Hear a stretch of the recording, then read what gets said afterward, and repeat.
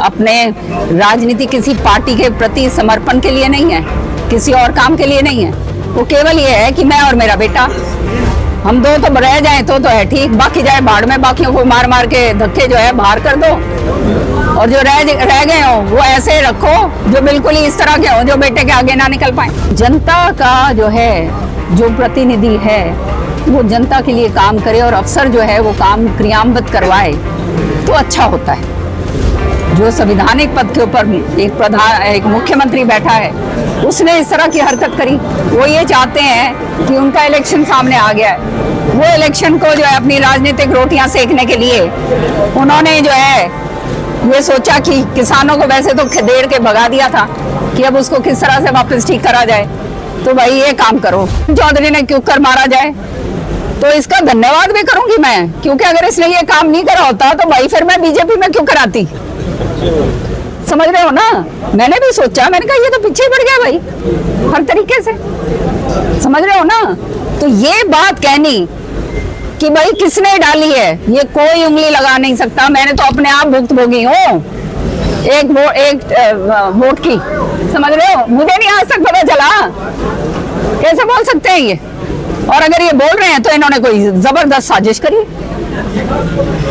समझ रहे हो। दीपेंद्र हुड्डा जी ने ट्वीट करा, ऊपर वो डालकर कार्तिकेय शर्मा का स्पष्टीकरण से पहले देकर उसने ट्वीट करा, सत्यमेव जयते। अरे भाई शर्म करो, डूब मरो।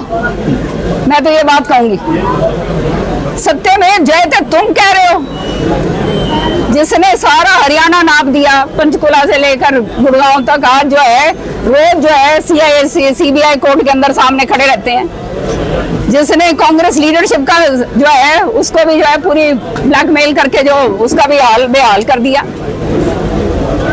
तो ये अब ये मेरा मुंह ज्यादा ना खुलवाए, क्योंकि और भी बहुत कुछ है बोलन खातर। ये जिस दिन कुछ और बोलेंगे तब बोलूंगी मैं वो। रामकुमार गौतम जी कहते हैं कि MLA MPs की चलती नहीं मैडम, आपको लगता है नहीं चलती है? बिल्कुल गलत बात है। कौन कहते हैं रामकुमार गौतम जी? अच्छा वो हमारे विधायक जी। विधायक जी भैया, अब उनकी बात तो मैं जान नहीं सकती, मेरी तो खूब चाल है भाई। संगठन खड़ा कर रही है, स्थानीय लेवल पे कांग्रेस संगठन खड़ा कर रही है, आपको लगता है आप 3 तक तो हो नहीं पाया था, अब कांग्रेस वाले कर रहे हैं। जब आपने राजनीति, जो राजनीतिक धर्म है वो आपका पर्सनल उसके लिए है, ये आप अपने राजनीति किसी पार्टी के प्रति समर्पण के लिए नहीं है, किसी और काम के लिए नहीं है। वो केवल ये है कि मैं और मेरा बेटा, हम दो तो रह जाएं तो है ठीक, बाकी जाए भाड़ में, बाकियों को मार मार के धक्के जो है बाहर कर दो, और जो रह गए हो वो ऐसे रखो जो बिल्कुल ही इस तरह के हो जो बेटे के आगे ना निकल पाए।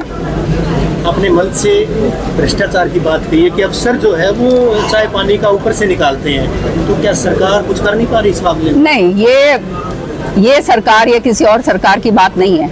मेरा नॉर्मल उसमें कहने का वो था कि जो ऐसी बात नहीं है, सारे लोग भ्रष्ट नहीं होते भैया। अधिकारियों को अभी निलंबित भी किया है, वो अलग बात करेंगे। सारे लोग एक जैसे नहीं होते, सारे राजनीतिक एक जैसे नहीं है, सारे अधिकारी एक जैसे नहीं है, सारे लोग एक जैसे नहीं है, आप में से भी सारे एक जैसे नहीं हो। सच्चाई है ये।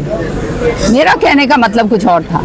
मेरा कहने का मतलब ये है कि जनता का जो है, जो प्रतिनिधि है वो जनता के लिए काम करे और अफसर जो है वो काम क्रियान्वित करवाए तो अच्छा होता है, तो जनता का फायदा होता है और उस आदमी की भी वाहवाही होती है, भाई बहुत बढ़िया अफसर था।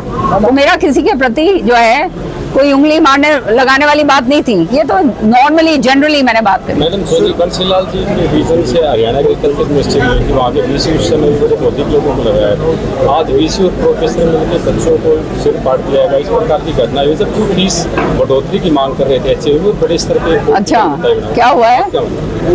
HAU में मैडम बच्चों अपनी फीस को कम करने को लेकर के एप्लीकेशन लेने गए थे, उसी दौरान जो है वहाँ के BC ने कुछ कहा, उसके स्टाफ सदस्यों ने, प्रोफेसर जी ने उसका सिर फोड़ दिया है। इस तरह की घटनाएं हुई। अच्छा, मुझे इसका इल्म नहीं है, तो देखो जिसकी बात मुझे पता नहीं है, क्योंकि मैं तो इलाके में थी, आप जानते हो, तो उस पर क्या टिप्पणी करूँ। मानसून आने वाला है, आपको लगता है कि पर्याप्त व्यवस्थाएं या सीवरेज व्यवस्था यहाँ पर दुरुस्त है, पूरी तरह से मानते हैं आपको कि प्री मानसून की बारिश में जो है जल भरा हुआ था, तो लगता है आपको क्या कोई दिशा निर्देश बहुत कमियां हैं, कमियों को पूरा करना है, काम करना है निश्चित तौर पर। सारे लोग लगे हुए हैं अपने अपने स्तर पर। पानी का भी आपने देखा किस तरह से जो है इस बारी हमारी जबरदस्त किल्लत आई पानी की। तो पंजाब के साथ जो है, जो संविधानिक पद के ऊपर एक मुख्यमंत्री बैठा है, उसने इस तरह की हरकत करी।